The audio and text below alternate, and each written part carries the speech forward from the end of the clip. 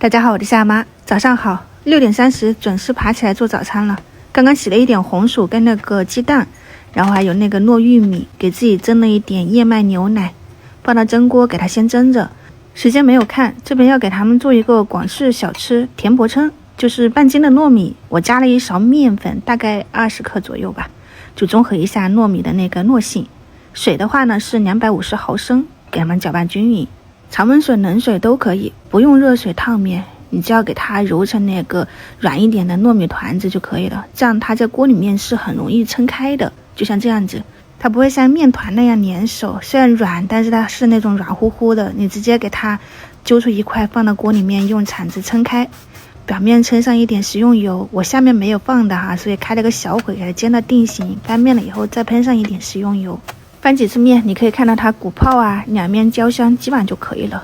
调味的话，里面就是一些熟的花生碎，然后熟白芝麻，一点白糖，然后我家里有椰蓉，我就倒了一点椰蓉哈，这样吃起来更香。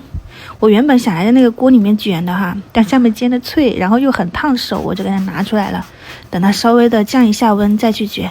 第二锅是热锅，我喷了油，然后就把这个糯米团子放进去撑开，也是可以的，蒸得够薄。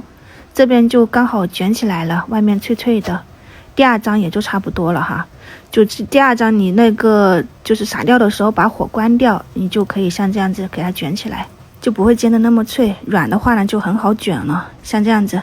250克的糯米粉，我做了3张这个田伯琛。他们早餐的话呢是可以消耗一半的，另外一半下午回来做下午茶。今天的早餐就是这一些啦，供大家参考一下。我没有想到早餐我也是可以做出这个的，这个时间还是可以的哈，你们可以去尝试一下。现在7点03分准时开餐，外皮糯糯的，就是那种香甜软糯的口感，很好吃。就这样吧，我们晚上再见，拜拜。